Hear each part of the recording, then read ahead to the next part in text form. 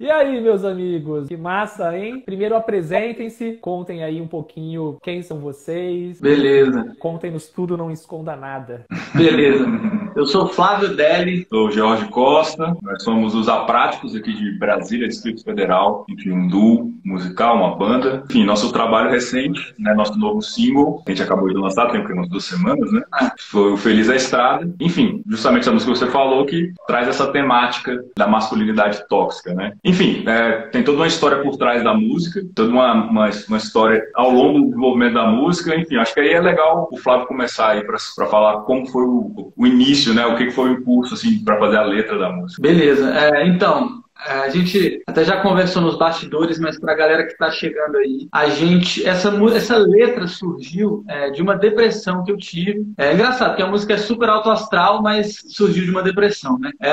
Justamente por isso que a gente trouxe, como é uma saída de uma depressão, a gente trouxe essa pegada alto astral. Só que a peculiaridade da depressão foi que ela veio no contexto do nascimento do meu filho, né? Um mês antes dele nascer, eu comecei a sentir um monte de... Eu tava muito bem, muito feliz. Cara, vou ter um filho, uma esposa, que maravilha e tal. A gente já tá junto há muito tempo. E aí, comecei a sentir umas agulhadas no corpo. Ele nasceu, eu fui pra maternidade, ele teve icterícia. Sumiram as agulhadas. Eu meio que fiquei uma semana lá, tipo, pronto pra guerra, assim, sabe? De noite, porque ele não podia tirar aquela máscara, senão ele poderia ficar cego e tal. Então, assim, parece que ali eu tava entregue. Quando eu voltei pra casa, voltaram as agulhadas.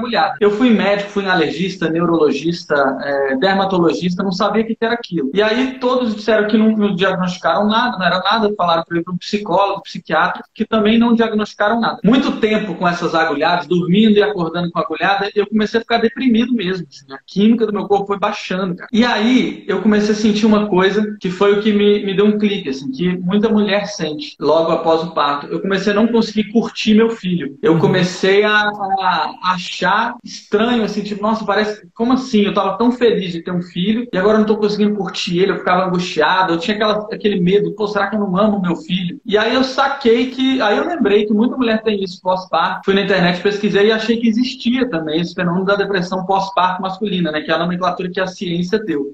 Bom, resumindo, foi esse o clique. E aí a minha irmã, que me tirou dessa depressão, me levou para várias terapias alternativas, que a letra da música fala sobre isso, e foi isso. E aí o George trouxe esse universo da masculinidade um pouco depois, que foi o que culminou no nosso clipe, né? Partindo disso.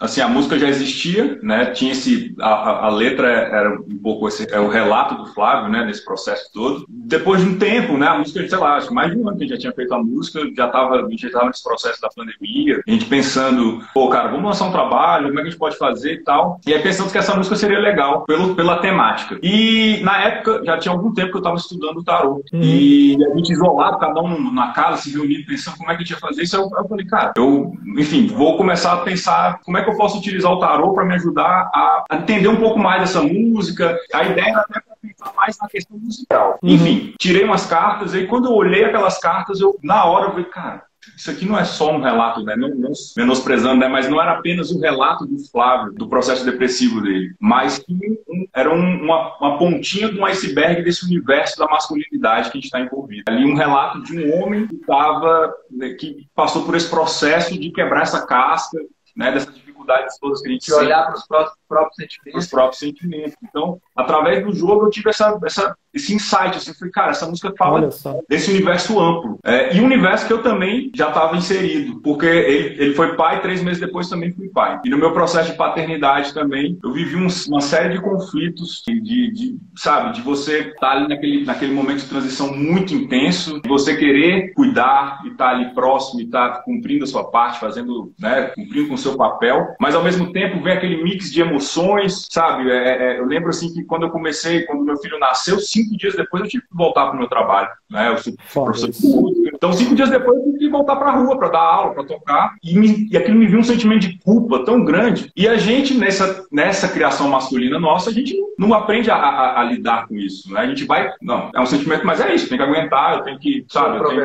Exatamente, é isso, meu papel é esse. Então, segurar o tranco, né? Exatamente, a mãe do meu filho passando pelo puerpério, eu tenho que estar lá, dar o suporte, não posso reclamar, tenho que fazer minha, sabe, casca grossa e tal, mas, enfim, é uma bomba relógio, né? Chega uma hora que você não aguenta. Então foi quando, nesse processo todo, eu comecei a entender que estava envolvido com essa criação, a masculinidade, né? Essa criação masculina. E foi quando eu comecei a estudar mais, ler mais, pesquisar mais, né? E foi quando eu cheguei aqui no Homem Paterno, e outros perfis, papo de homem, papo de pai, e aí você começa a ler artigos na terapia, e aí eu fui entendendo, falei, cara, realmente, não sou só eu. Não sou só eu, e isso aqui que eu tô vivendo, não é só esse processo, isso aqui é uma criação, são séculos e séculos né, que alimentam esse jeito de se comportar do homem, né, de que, não tem emoção, cara, a vida é essa, é produzir, é fazer, reproduzir, e ganhar dinheiro, e dar o sustento da família, e, enfim. Então eu já estava imerso nesse processo, então com o jogo, eu falei, cara, tudo se conectou, e aí foi que veio, enfim, a ideia, né, primeiro eu fui fazer o arranjo, então eu pensei, cara, essa música, como ela trata de um processo, é um processo que, embora seja que várias que passam por isso, ele é muito particular de pessoa para pessoa, né, a sensação do Flávio, então é um processo muito pessoal, orgânico, então eu falei, cara, essa música tem que ter essa coisa orgânica. E aí também tudo se conecta, em processo de pandemia a gente não podia ir para estúdio, o que eu falei? Essa música não vai ter instrumentos... Eu achei fantástico isso, cara. A percussão é toda corporal, então eu gravei som do meu corpo, batidas, respiração, som de boca. Então eu fui compondo essa coisa, pensando muito nessa coisa também, de trazer uma energia mais orgânica mesmo, sabe? Dessa coisa que faz parte do nosso corpo também, né? Tem processo químico. Então os instrumentos são bem acústicos, são todos acústicos, violão, contrabaixo acústico, era para ser cordas, mas aí, enfim, a gente falou, pô, ao invés de ser cordas, vamos fazer com vozes, porque fica mais orgânico, então tudo que tem atrás ali são vozes acontecendo. Então, assim, toda essa energia é orgânica mesmo para poder somar com a música, né? Com a letra. E aí, o mais louco é, tipo, eu que sou leigo, né, dessas questões de arranjo, de instrumentos, assim, é surpreendente quando você começa a descrever como foi feito e quando a gente ouve a música, né? Você fala, nossa, cara, olha só que incrível, olha que arranjo, nossa, né? Tipo, a gente não tem noção de como realmente é a construção, né, desse arranjo. Pois é, tem toda uma coisa por trás. Enfim, ela, né, busquei realmente trazer essa energia toda para somar mais com a letra, para trazer mais também desse assunto. A música, por exemplo, eu enxerguei uma história assim com esse jogo do tarô, né? Tipo um homem vestido uma armadura, querendo quebrar essa casca, e ao quebrar essa casca ele consegue entrar em contato mais com esse, um homem com aquela energia masculina endurecida. Então quando ele quebra essa casca, ele começa a entrar em contato com essa energia feminina, mais acolhedora, mais ele vai ter que lidar com os sentimentos, com os medos. E aí, nesse equilíbrio, a música, esse homem vai se tornando mais um ser mais abundante, mais humano, mais equilibrado. Então a música, ela começa um pouco dura também, sabe? A ideia era essa, meio travadona, né? Aquele violão, uma coisa assim. E aí ela vai adocicando, né? Então vem entrando nas vozes. Então assim, eu sei que realmente, né? Nem todo mundo percebe, mas por trás tem essa energia. Então as pessoas vão sentindo isso, mesmo inconscientemente. Mas não é perceptível, talvez, de forma racional, mas exatamente. A música, ela toca o coração, a gente sente. Eu mesmo, ela tá aqui já já tá aqui no Spotify, na playlist, assim, então... E aí é legal que eu tô ouvindo a música no dia a dia, daqui a pouco, né, surge ela e eu me conecto e ela me leva pra um lugar também, assim, gostoso, legal. Sabe? É muito astral, galera. Quem não ouviu, ouçam. Tem ali o clipe que tá incrível, eu tive a oportunidade de aparecer lá com a minha plaquinha, que ela tá aqui até hoje. Eu vou mostrar pra você.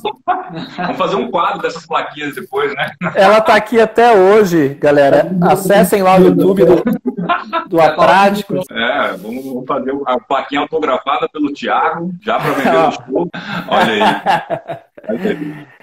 aí. E esse clipe, ele foi muito legal, né? Vocês bateram um papo com vários outros homens, e esse papel, na verdade, é a mensagem, né, de um dos gatilhos, né? Uma das porradas da vida, assim, que me sacudiram, no caso, para que, enfim, muitas fichas caíram, né? A partir do momento que eu ouvi, vou até colocar de novo, então minha parceira falou isso. Tá escrito aqui, ó: se você não ocupar seu lugar de pai, eu não te reconheço enquanto homem. E isso foi realmente uma das coisas, uma das falas, assim, mais potentes e que mais me sacudiram realmente, né? Que fizeram eu refletir, né? Sobre o que eu estava vivenciando, o que ela estava vivenciando, como eu estava enxergando as coisas. E durante o clipe, vocês trazem aí outros pais, outros homens, né? Trazendo também, né, as suas experiências. E, cara, eu achei isso fantástico, toda essa construção, né? Pensando nisso, poxa, foi muito legal. Se vocês quiserem falar quem mais estava nesse clipe, enfim, como é que foi isso? Essa ideia, inclusive, eu queria um clipe, por conta da pandemia também, que fosse bem simples de realizar, né? Não tivesse cenário, locações, atores e tal. Então eu pensei da gente compartilhar algumas frases nossas. Só que o diretor, que é o Kleber Macedo, ele teve essa ideia, ele falou, cara, por que a gente não faz tipo uma experiência social? Vocês conversam com outras pessoas, a gente filma isso. E aí, no momento, foi legal isso, né? Que você falou, foi um gatilho, porque no momento as frases não existiam, né? A gente foi no meio da conversa te provocando os outros. Poxa, e aí, o que te vem? Então você escreveu ali na hora, pensou. Então, até no clipe aparece, eu lembro na sua parte, você tipo ri um pouco, aí pega, escreve, depois mostra. Então pegou todo esse... É tipo uma experiência social mesmo, da pessoa pensando, refletindo. E aí esse mérito vai pro Kleber Macedo, que é o diretor, e o Rafael Toscano, que é o outro diretor que criou toda a atmosfera da arte. Projetou aquele telão em cima da gente. Enfim, agradecer a toda a galera do clipe aí também, a Júlia, a produção, a Caixa, a Elô, participaram. Muito bom, cara. Não, demais. Quero saber agora de você, especialmente, mano, porque eu acho que é um tema bem importante, inclusive, aqui pro foco do meu trabalho, sobre paternidades, masculinidades, e é um tema que pouco se fala, que é sobre depressão pós-parto masculina. Então, enfim, se fala muito, né, da depressão pós-parto das mulheres, que a gente está falando aí algo que acomete aí de 15% a 20% das mulheres, então é uma taxa bem alta, dependendo dos estudos da região, isso é uma pesquisa norte-americana. A gente está falando realmente algo muito sério, entendendo que depressão pós-parto não é baby blues, depressão puerpério não é igual depressão pós-parto é um quadro patológico que precisa de profissionais olhando, é uma patologia. E nos homens, pouco se fala por vários motivos. Então, e aí depois quero ouvir de você, mas o que eu venho estudando é que existe aí alguns motivos que fazem com que se fale muito pouco sobre a depressão pós-parto masculina. Primeiro, pouquíssimos estudos de fato sobre o que acontece, até porque faz sentido, entendendo que é recente o homem ocupando esse lugar, né, de cuidador, e acredito que justamente o fato de estarmos pelo menos preocupados, né, em fazer esse melhor, em cuidar, já nos coloca num lugar de desconforto, que é ocupado pelas mulheres. Esse desconforto podem trazer vários gatilhos, enfim. Então isso é muito recente, essas questões. O fato, né, de pelo menos a maior parte dos homens, dentro das suas construções, aí terem uma imensa dificuldade de nomear, de reconhecer os seus próprios sentimentos e, consequentemente, de verbalizá-los. Então, é comum nós homens ficarmos aí como se fossem, né, uns vulcões, que a qualquer momento tem essa erupção. Um outro ponto que eu acho que é muito importante ser dito, que poucos profissionais da área da saúde conseguem reconhecer também um quadro do homem com depressão pós-parto. Isso não se aprende em nenhuma graduação, entendendo que é muito recente.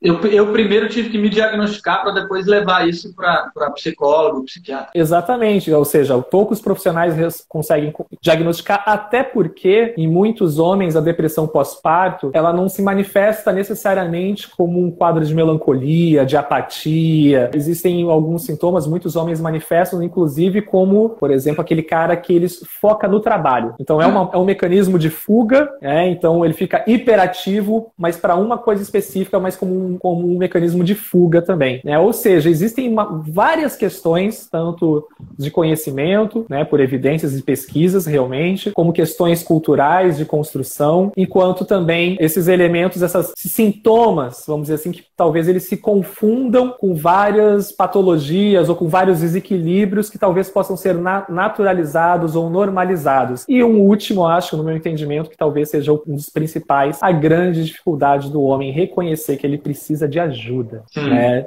E, com tudo isso que vocês disseram, né, de ter que ser forte, ter que bancar e ter que estar ali sustentando né, toda essa armadura, e quando ele se depara de repente com um momento aí de vulnerabilidade, tem uma grande dificuldade de pedir ajuda. Então, só fazendo um apanhado assim de um pouco do que eu estudo para falar um pouco, fazer essa introdução sobre, entendendo que nessa mesma pesquisa que traz que cerca de 15 a 20% das mulheres podem aí vivenciar uma depressão pós-parto, cerca de 18%, segundo essa pesquisa, 18% dos homens trazem desequilíbrios emocionais, principalmente de ansiedade, e em média 10% dos homens podem ter aí uma depressão pós-parto realmente diagnosticada, e eu acredito que esses números possam estar subestimados, se a gente olhar justamente porque eu falei, né, poucos profissionais conseguem identificar, poucos homens pedem ajuda, enfim, tudo isso que se confunde. E aí eu quero perguntar para você, cara, assim, como que foi, né, ouvindo a música, né, sua irmã trabalha com as práticas naturais, e aí eu falei, caraca, não, peraí, essa música tem tudo a ver comigo, porque eu sou naturólogo, então comecei a me identificar em várias coisas, mas conta um pouco como é que foi esse processo, se você sentir à vontade, obviamente, né, quando que você se reconheceu que você precisava de ajuda, como que foi esse pedir ajuda, o que você sentiu, porque de repente tem alguns homens aqui que estão sentindo um monte de coisa, né, e que também não conseguem se reconhecer, às vezes não conseguem nem falar pro brother, por vergonha, por tudo isso que a gente está falando, e talvez ouvindo, né, o seu relato, ele desperte também esses caras aí para essa necessidade de pedir ajuda, né? Então... Eu refleti bastante nos últimos tempos para expor isso, né? E eu acho que é bem importante expor que esse problema acontece porque as consequências do homem ignorar isso, não pedir ajuda ou não olhar para os próprios sentimentos, ele achar que tem algo errado com a vida dele, com o casamento dele, com o filho dele. E aí acontece isso que você falou, cara, eu não aguento essa casa, eu vou voltar para casa 11 da noite, porque eu vou me enfiar no trabalho, ou vou, aquela velha história do cara que foi comprar um cigarro e nunca mais voltou, às vezes é o cara que tipo assim, não tô aguentando essa minha vida aqui, tá tudo horrível, às vezes o cara tá com um problema patológico mesmo, médico, e não reconhece isso e vai embora, desestrutura toda uma família, ou fica violento, enfim. Por isso que na hora que a gente coloca o cartaz no clipe, a gente selecionou exatamente isso. Não é simplesmente tive depressão pós-parto masculino, olha aqui, gente, os homens também sentem na privilégio das mulheres. Tive isso e não pedi ajuda, porque homem que é homem não chora. Eu acho que esse é o ponto principal. Eu tive a sorte de ter a minha irmã, que é psicóloga e que é das terapias alternativas, e assim, ela sempre eu já ajudei ela numa época que ela teve uma depressão, e ela saiu do buraco. Então eu já tive essa atitude. Apesar de eu falar que eu não pedi ajuda, foi o contrário. Eu fui com minha irmã e falei, cara, eu faço o que for. Me leva pra onde for. Me levou de psiquiatra, me levou de psicólogo, trocou de psicólogo, fui em várias terapias pra sair desse buraco. Sobre essa parte da depressão pós-parto masculina, o meu clique veio tipo, poxa, eu tava tão bem. Qual a única coisa diferente na minha vida? É meu filho. Só que ao mesmo tempo eu tava tão feliz na maternidade, eu tava com ele assim, cara, falava com todos meus amigos, bicho, eu recomendo demais, é a melhor sensação do mundo. E de repente me dá um clique e eu quebro com tudo isso. Então eu sabia que não era alguma coisa natural. Não era assim, eu rejeito meu filho, ou eu não tô gostando da minha casa, etc. Eu sabia que era alguma coisa química, algum processo inconsciente que eu tava vivendo e não sabia. Então, e aí foi isso que aconteceu. O psicólogo não sabia o que era, o psiquiatra não sabia o que era. Eu fui na internet, vi vários relatos, vários homens. Vi esse relato que você falou da pessoa que se enfia no trabalho. Vi da pessoa que acaba... Tem muito caso, né, que até sei lá quantos anos de idade, 2, 3, muitos casais se separam. Enfim, acho que é uma oportunidade de falar disso para isso que você falou, alguém que possa estar vivendo a mesma coisa, não achar que é problema com ele, ou com o filho, ou com a família, ou com a esposa. Exatamente. E já que você trouxe até a esposa, assim, porque eu acho que é uma das coisas que, pelo menos que me vem, quanto que deve ser difícil para a família, na verdade, né? Como que foi o lado da sua parceira em te ver assim? Como que foi isso, assim? O que você sente, cara? Como que foi essa história? Antes do meu filho nascer, ela estava fazendo psicóloga pré-natal e ela falou pra mim, minha psicóloga falou que você devia fazer também. E aí eu falei, pra que eu vou fazer? Tô bem pra caramba, isso é pra mulher, né? Não vou sofrer nada. Então assim, ela... Não sou eu que tô grávida, né? Não sou eu que tô grávida. Acho que ela já tinha essa consciência de que aquilo poderia ser um problema, né? Porque a psicóloga tinha alertado. Só que a vida dela tava tão centrada no nosso filho que ela ficou comigo super de boa, assim, porque eu ajudei em tudo, entendeu? Tipo, isso não foi um motivo pra eu tava triste, eu não queria sair de casa, mas nas questões do meu filho, eu cumpri com tudo, ajudei, fui guerreiro. Então, assim, acho que até foi bom ela estar tão envolvida com o meu filho que ela não sofreu tanto comigo, sabe? Nem do ponto de vista ruim de não, sai dessa e tal. Ela simplesmente me acolheu. Foi bacana. Eu acho que eu saí relativamente rápido, eu fiquei de julho a março, assim, sabe? E aí março foi Quanto tempo? De junho a março? Julho, de 22 de julho até o início de março. Foi o meu período. Uns 9 meses, né? Eu lembro que uma gestação. 8 meses. Foi uma gestação. E é engraçado a gente fazer essa analogia porque, enfim, converso com muitas pessoas, né? E aí, conversando com um desses profissionais, né, surgiu, assim, uma fala que, tipo, como se realmente o puerpério fosse aí, fazendo uma analogia com a construção da maternidade, né, a gestação do pai. Porque é ali quando ele começa a entrar em contato, quando ele começa a sentir as transformações, pelo menos não de forma visceral, de forma fisiológica, que inclusive acontece, né? A gente sabe que hoje existem estudos que trazem justamente como, né, quando o pai ele se dedica por cuidado, existe também uma transformação hormonal nele. Eu descobri isso depois, também me surpreendeu. Exato. Mas que o puerpério ele justamente pode fazer com que o homem comece a acessar principalmente conteúdos da sua própria biografia. É algo que muitas mulheres começam a experienciar já na gestação. E isso pode trazer desconfortos. Tem algum gatilho, assim, que você lembra que de repente, tipo, puta, tipo... Cara, não. Foi a minha teoria, que eu até levei pra psicóloga, meu consciente estava feliz, minha vida não vai mudar nada, vamos nessa, vai continuar do mesmo jeito, só vou ter uma criança aqui em casa, vai ser bom pra caramba. E meu inconsciente devia estar fervendo, assim, tipo, cara, você tá viajando, sua vida vai mudar pra caramba, você tem várias questões não resolvidas aí, seu pai foi ausente na infância, como é que você vai lidar com essa paternidade? Você não aprendeu a receber carinho, como é que você vai dar carinho? Enfim, isso eu fui desenvolvendo essa teoria depois. Só que o gatilho não existiu, foi uma noite que eu fui dormir e comecei a sentir agulhado. A partir dessa noite não parou mais. Não tem um gatilho consciente, sabe? Sim. Seu corpo falou, olha, para agora. Veio 2 semanas, 3 semanas antes dele nascer. Não foi quando ele nasceu. Então, tipo, parece que foi um processo completamente do subconsciente. Muito louco você falar isso, cara, porque, né, no seu caso, assim, o seu corpo, ele se manifestou, né? Tipo, olha, né, eu tô aqui gritando, cara, pensa nisso, né? Pensa na sua vida, né? Pensa no que olha pro que tá acontecendo na sua vida, né? Tipo, toma essas agulhadas aqui pra ver se você acorda, né? Muito louco. E ouvindo você assim, cara, me vem muitas outras narrativas de outros homens. Isso que você tá falando, por incrível que pareça, é mais comum do que a gente imagina, e eu falo por mim. Porque quando a Bruna ficou grávida da Yara, a Yara foi super planejada, super desejada. Então, assim, teoricamente não teria motivo algum, né, pra ser surpresa. Cara, quando eu peguei o exame positivo, né, da gravidez, cara, começou a me dar um frio na barriga, mal-estar, né, comecei a soprar velhinha, sabe? Medo, angústia, isso foi sendo, vamos dizer assim, diluído ao longo da gestação, né? À medida que eu ia me envolvendo, que eu ia também adquirindo mais conhecimento, ficando mais seguro, esses sentimentos, eles ficaram muito fortes. E eu fico pensando, eu felizmente tinha toda uma rede de pessoas, né? Sou da área da saúde, então tem também algum conhecimento em relação a essas questões também. E tem um grande privilégio ter sido sempre criado com muito amor, de ter referências paternas. E aí quando a gente vai, né, para uma visão mais macro do Brasil, a gente entende que os marcadores das paternidades no Brasil não são positivos, né? Então você estava descrevendo o seu caso, é algo muito comum no Brasil. E o quanto isso pode surgir, desde essas questões da nossa infância, quanto também as questões da nossa vida, de traumas, de inseguranças. E aí hoje eu fico pensando, né, cara, olha só como realmente pode interferir, né? Nunca é determinante, mas pode interferir em relação às nossas construções, como nós nos enxergamos quanto homem.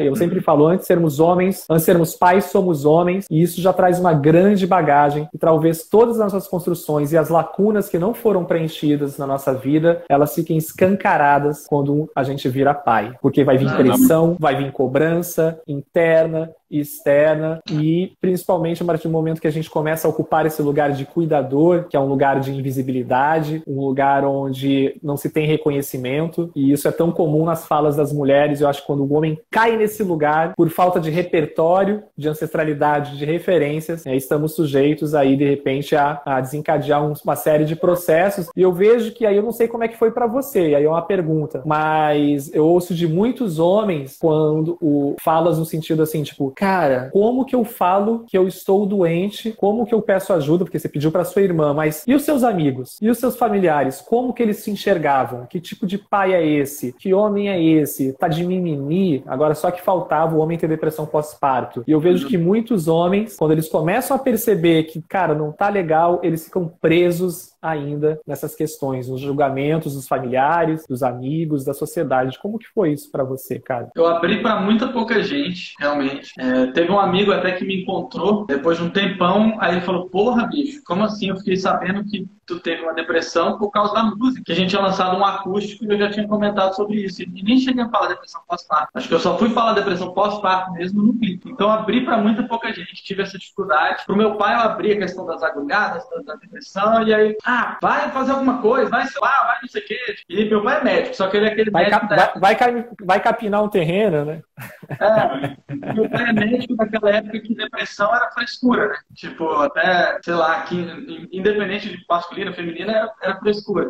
Enfim, eu lembro que eu contei pra um amigo, além do George, assim, que achou muito estranho. Como assim? Mas depressão mesmo, quando a pessoa não teve, nunca ela não entende, né? Então, eu nem cheguei a mencionar que era pós-parto, que tinha a ver com meu filho, nada. Acho que a minha reação foi essa, não contar para as pessoas, só para as próximas. As pessoas devem falar, pô, mas ele nasceu, tinha que estar feliz, ele tá triste.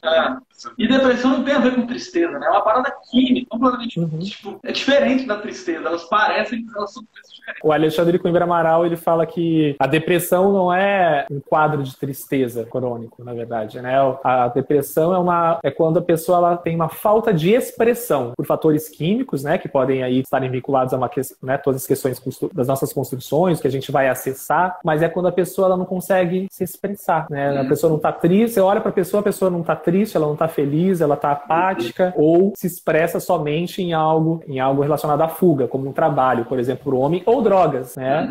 Que é algo muito comum também, faz parte aí do repertório do homem, sanar os seus problemas com drogas, ou fugas, ou qualquer outra coisa, cara, né? Thiago, eu lembro uma coisa interessante de falar que o George me contou, que a gente tava assim, na época que os dois eram pais, a gente, cara, sai de casa, dá uma culpa, né? Mesmo se for pra trabalhar, dá uma culpa e tal. Aí o Jorge me contou de um amigo aí que falou assim, cara, que era o contrário, tipo assim, bicho, eu fico na academia lá, falo que vou pra academia, eu nem malho, bicho, é só pra ficar fora de casa, pra fugir um pouco da... Caramba, é verdade. Eu lembro que contou isso. A dificuldade da gente lidar com a emoção desse processo todo, né, da paternidade. Enfim, cara, eu li também num texto, sei lá, num artigo, alguma coisa assim, que existe a tríade de fuga do homem, né, que é a gente não entra em contato com o sentimento e a gente aprende a canalizar esse turbilhão de sentimento através de três coisas. Você falou, as drogas, o jogo e o sexo, né, que é o momento que a gente tem para, sei lá, às vezes trabalhar, a gente não consegue colocar para fora, não consegue desabafar, vulnerabilizar, e a gente entra... E o pior do sexo que não é nem a questão do sexo, é a questão da pornografia ou da prostituição. Muito, muito foda, assim, né? Principalmente, eu acho que assim, o mais patológico é a pornografia.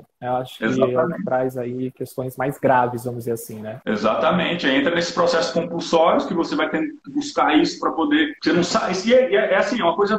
Vem aquela sensação e você não sabe que você quer. É vontade, eu tô com vontade. Mas no fim das contas, tá cheio de coisa ali que você não tá conseguindo entrar em contato e ela vai se expressando com o que a gente aprende. Porque a nossa educação é essa, né? A gente aprende o quê? Pô, o homem tem que ser o pegador, o homem tem que ser o reprodutor, homem que é homem tem que tomar sua cerveja, tem que beber, enfim. É o que a gente aprende como, né, nossa maneira de externar, de botar para fora. Então, numa situação dessa, vai entrando num processo cada vez mais compulsivo, né? E como foi enxergar o seu brother nessa situação, cara? Cara, foi muito preocupante, assim, porque ele se abriu, falou que estava passando por esse processo, mas a gente também, eu e o outro amigo, Bernardo, né, que a gente, enfim, os amigos de infância, a gente não conseguia acessar, assim, claro, né? A gente não conseguia entender realmente o que estava acontecendo, porque a gente confiava ali que a família, a irmã dele, o companheiro, estavam ali, tipo, cara, estão cuidando dele, mas a gente tentava, enfim, mandar uma mensagem, mas foi um processo angustiante pra gente também, porque a gente não sabia muito bem detalhes, não sabia que ele estava passando por um processo depressivo, né? E às vezes falava, velho,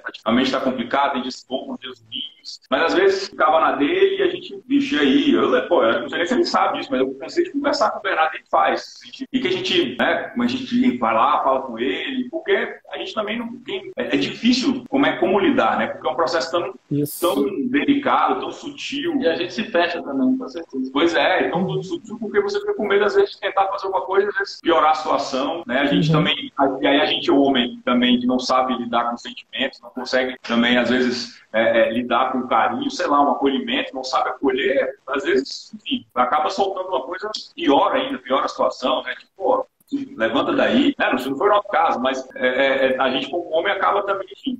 Sim, sempre uma resposta, uma solução, né? Tipo, tá, vai, deu, vamos levantar, vamos trabalhar. Tipo, deu aí. Pois é. Então, assim, eu te perguntei isso justamente porque, para trazer justamente essa reflexão de, porra, como que a gente pode acolher outros homens? Porque às vezes é meu brother, cara, né? Que tá do meu lado, que convive o dia todo comigo no trabalho, só que eu não olho, porque talvez, assim, quase me arriscando aqui a falar que a gente tem realmente essa dificuldade de olhar para o outro homem. E aí, de repente, vocês que estão nos assistindo, nos ouvindo aqui, de repente é o teu amigo, cara, que está vivenciando uma história. E como lidar? Eu acho que essa é uma pergunta, né? Como lidar, assim, né, com essa situação? E aí, cara, você, ali estando, no caso, né, vivenciando esse quadro, mano, como que era olhar para seus amigos? Ou você consegue, hoje em dia, refletir assim, tipo, puta, se meus brothers tivessem vindo até mim, me abraçado, me perguntado, teria sido diferente? Algo teria, como você fala de repente, putas, se os meus amigos, meus homens, vamos focar nos homens, né, se tivessem estendido a mão pra mim, teria sido mais fácil? O que você acha, cara? Pois é complicado porque parece que realmente o homem não sabe muito o que dizer nesse momento. Tipo, por isso que, cara, minha válvula de escape era minha irmã e minha esposa. Assim, com elas eu podia abrir cada detalhe. Esse outro amigo nosso, por exemplo, eu lembro que um dia ele tentou me ajudar e me derrubou mais. Ele, cara, mas como assim? Cuidado com isso, hein, velho? Que a minha tia teve depressão por 15 anos e nunca mais saiu. E o fulaninho de tal, o Rap Legend lá, o Coringa, tomou remédio e morreu por isso. Tipo assim, faltava sensibilidade. No caso, e eles são amigos de 11 anos de idade, de Jorge também. E, pô, eu sou muito amigo de Jorge, a gente compõe junto, a gente é artista e tal, mas a gente não conseguiu ir a fundo nesse sentido. E acho que isso remete muito a essa coisa do ciclo de amizade masculino, né? Que se resume ao quê? Zoação, bebida, falar de mulher, dinheiro, nessas superficialidades, e assim, dificilmente a gente vê um ciclo de amigos. Acho que a gente até, é diferente por ser artista, a gente acaba falando de sentimento, de se desabafar, sabe? Enfim, se abre um pouco mais, mas de uma forma geral, em outro ciclo de amizade, cara, é isso. Não senta numa roda de amigos para, pô, galera, eu tô passando por uma situação difícil, queria desabafar com vocês, e aí outra pessoa vai falar, vamos falar sobre, sabe, questões sentimentais, não existe isso. Não, então, tipo, sai dessa bad, né? Vamos tomar uma cerveja, tipo, vamos no puteiro.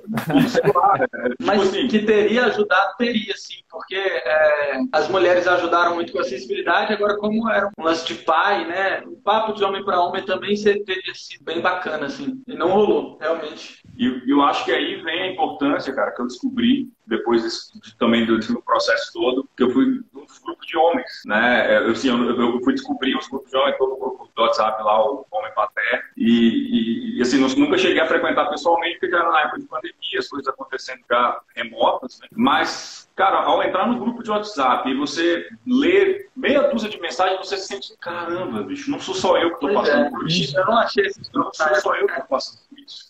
Então, esses espaços, né, onde nós homens somos incentivados a colocar para fora, falar, e aí você escuta uma outra pessoa, um outro homem falando, sabe, ou é igual ou muito semelhante ao que você está passando, e aí o outro vem. Cara, aí você se sente, sabe, acolhido, sabe, de fomentar esse tipo de prática, né, tanto num ambiente mais terapêutico, mas que isso se extrapole para os ambientes de amizade também, sabe, de homens, seja de amizade mesmo, você vai sentar, sei lá, no bar e poder, sabe, se abrir, falar, aí cada um vai compartilhar suas experiências. Enfim, eu, de fato, quando eu entrei em contato com isso, sabe, mudou minha vida, porque você ver uma pessoa ali do seu mesmo lugar, passando por aquilo que você também está passando, daí você às vezes pode ajudar, mas também pode ser acolhido. Muito bom, enfim, cara.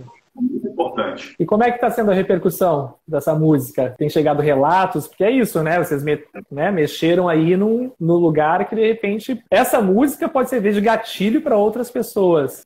Como é que tá chegando, assim? Vocês têm recebido mensagens de homens, de mulheres? Como é que tá esse feedback aí da música, galera? Sim, os comentários mais, tipo, efusivos, assim, são de mulheres. Tem uns haters ali também, né? Tipo...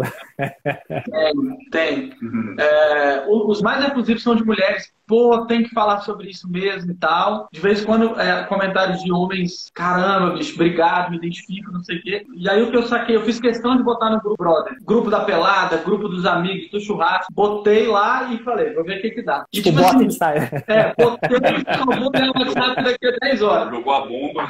Cara, e aí, assim, a reação da galera foi piada, zoação, mas tipo, good vibe. E tipo assim, e no fim das contas, porra, massa, não, mandaram bem, muito fera. Poucos foram os que se abriram, de fato, no meio do grupo pra falar, porra, tipo, teve um, né, o Jair, falou, caralho, obrigado, bicho, a gente tem que pedir ajuda mesmo, foi muito foda. Foram poucos. A maioria da reação é aquela, opa, massa, caralho, mandaram bem, mas vamos entoar aí. Aí, vocês falam aí pra mentir quando beijei alguém, foi uma indireta pra fulano que mentia, sabe? Umas piadas assim, e pronto. Sim. Mas eu acho assim, mesmo que seja... Omismo, né? O omismo. Mas já não conversar depois, né? É uma plantinha uma sementinha sendo plantada ali, né? Aquela coisa. Porque por mais que... É isso, a gente não sabe, né? De uma forma geral, a gente não sabe lidar com sentimentos, então é isso, a gente vai externar tipo, vamos fazer uma piada aqui, vamos fazer uma zoação, mas... Lá dentro, com certeza aquela frase, uma frase X ali, sabe? Achei que fazer sexo era imitar o pornô, a pessoa já deve ficar, caramba, bicho. O que isso quer dizer? O que isso quer dizer? Achei que tinha que dar em cima de todo mundo na balada. Tá plantando a sementinha, né? E a gente acredita muito nisso, né? Que o processo, acho que esse processo de mudar essa energia masculina tóxica vem a partir daí, né? Da gente começar, nós homens começar a se acolher, sabe? A gente já sabe, enfim, essa masculinidade tóxica, ela gera, enfim, muitos males para a sociedade. E eu acho que o início de uma mudança é essa, né? Nós homens mesmo, começar a falar com os próprios homens, galera, tá errado. Isso aí não tá, sabe, não é saudável, né? A gente tem que começar... Pagando veste aí, não dando... Então, acho que quando esses amigos, esses homens veem isso, por mais que eles façam uma piadinha, sabe? Ou até, às vezes, falar, isso é frescura isso, né? Coisa de viado, né? Exatamente. Enfim, lá dentro tá uma sementinha plantada ali, porque ele vai acabar, enfim, uma hora ou outra, isso aí vai começar... É muito comum essas reações serem uma defesa, na verdade, né? Tipo, cara, eu não vou nem entrar em contato com isso, porque senão eu posso virar viado, sabe? Tipo, parece que... né? Tipo, nossa, né? Se alguém ficar vendo... E eu sei que muitos homens, às vezes, seguem, por exemplo, meu Instagram, leem meus textos, mas o cara não curte, não comenta, tá ligado? Tipo, não posso me expor. Então... também imagem do homem, né? Se alguém chegar... vão achar de mim, se eu curtir aqui, né? É muito louco isso, né, cara? Mas, porra, vocês foram muito corajosos, assim, sabe? Eu acho, em trazer isso de uma forma tão poética, mas tão profunda, e cutucar essas feridas, e principalmente por trazer experiências pessoais, né, cara? Porque eu acho que isso, enfim, eu ouvindo e principalmente conhecendo a história, a música, ela faz muito mais sentido, parece que dão cores, né? Agora, essa música, sempre que eu ouço ela com cores, eu visualizo essas cores, e também já começo a sempre aquece meu coração, porque de alguma certa forma eu acesso as minhas próprias experiências. E eu acho que temos que fazer mais isso, né? Vocês mesmo, então talvez aí tem outros, não sei se vocês conhecem outras bandas, outros músicos que estejam fazendo algo semelhante, assim. Eu sou meio por fora. Não, eu postei no grupo Rock Brasília, cara, e alguém comentou, a cena tá mudando, saca? Tipo assim, a cena tem que começar a falar de tal, mas assim, eu não cheguei a ver alguém com esse tipo de tópico, por esse prisma da masculinidade, eu não cheguei a ver. Acho que a gente encontra, assim, trabalhos que falam sobre depressão, mas acho que um ponto de vista muito amplo. E eu acho que, assim, a gente realmente fez questão de trazer para esse ciclo masculino mesmo, que é aonde a gente está inserido, por vivências próprias. Então, ali, a música é uma abertura nossa também, né? A gente está desabafando, falando um pouco do que a gente passou. Falem onde encontra essa música, que música é, contem aí só onde a galera pode ouvir vocês e ver vocês. A música se chama Feliz é a Estrada, banda A Prático. Você encontra aqui no nosso Insta, no Spotify, no YouTube, no Deezer, enfim, tá por toda parte. Mas no nosso Insta e no YouTube tem um clipe, né, que eu acho que é legal, que acrescenta uma capa. Vou falar para vocês que ouvir a música assistindo o clipe, né, ou seja, assistindo o videoclipe, é isso, acho que ativa outros sentidos, né, sai ali somente, né, da audição, que é algo muito importante, mas eu sugiro que todos assistam, vejam esse clipe, porque com certeza vai ser uma outra experiência e tá incrível, meus amigos. Olha, poxa, parabéns, né, novamente pela coragem, pela inspiração, por toda essa construção, né, como vocês construíram essa música e a arte de vocês. E vocês acham que essa música aí, de repente, é um novo passo, assim, um direcionamento diferente para os apráticos? É um marco? Como que vocês enxergam, assim, para a carreira de vocês? Sim, acho que sim, né? Assim, a gente já tinha um trabalho lançado há 4 anos, foi o nosso primeiro EP, um trabalho inicial, assim, logo quando a gente lançou os apráticos. A gente vinha trabalhando esse EP, enfim, essa música já coroou uma nova fase nossa. Acho que uma fase onde a gente está cada vez mais entendendo como é fazer uma arte aprática, sabe? De trazer não só... a gente já se preocupava muito com isso, né? Mas cada vez mais não trazer só uma canção, mas trazer toda uma energia, uma experiência em volta disso, né? Então foi o que a gente tentou fazer. Tem a canção, tem a música, mas o clipe, ele já abre com uma experiência muito maior. E conseguiram, cara. E conseguiram. Então... Poxa, que prazer, meus amigos. Estamos chegando aqui no final. Espero que tenha sido tão bom para vocês quanto foi para mim. Querem deixar, assim, uma mensagem final para a galera aí? Pô, uma coisa que eu fiquei bem feliz com essa exposição é isso. Eu lembrei da época que eu buscava no Google e não achava muita coisa, e agora já tem várias matérias que saíram sobre esse caso, sabe?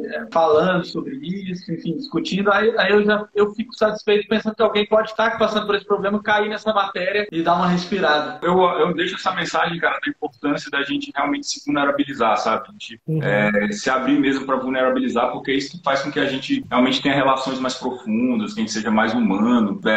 Fraquejar não é feio, sabe? Pedir ajuda não é vergonhoso, sabe? Faz parte, é válido. E como a gente tem uma frase que a gente sempre fala, né? Chorar é coisa de homenzão, sabe? Então, assim, a mensagem que eu deixo é essa, sabe? A gente, às vezes, e acaba que a gente aprende através da dor mesmo, né? Um processo difícil, doloroso, mas que a gente chega num ponto que a gente fala, cara, esse é o caminho pra gente poder construir relações mais saudáveis, sabe? A gente aprender a se entregar mesmo de fato, sabe? Lidar com o nosso sentimento, ser vulnerável. Então, acho que é essa a mensagem. A Brené Brown diz que, né, se vulnerabilizar, na verdade, é o maior ato de coragem. Exatamente. Se vulnerabilizar não tem nada a ver com fraqueza. Eu acho que isso talvez seja uma das maiores distorções, né? Quando as pessoas ouvem essa palavra vulnerabilidade ou se vulnerabilizar. E, na verdade, é uma coragem muito grande. Exatamente. Eu até peguei aqui o livro dela, aqui, né? Que é A Coragem de Ser Imperfeito. Sim. E deixo aqui uma sugestão para todos os homens que estão aí, enfim, que querem acessar, que querem, enfim, refletir sobre a vida, sobre essas construções, né? E ter aí também uma ajuda, uma ferramenta de ajuda. Não sei se vocês conhecem, meus amigos. Jornada Solar. Legal. Né? Acabou de chegar aqui em casa, a 2ª edição, que é um livro e agenda de autoconhecimento para homens, baseado nos ciclos do Sol, da Lua e na jornada do herói. Tem um texto meu aqui, pela primeira vez, tem um texto num livro, eu tô todo, por isso que eu tô mostrando aqui.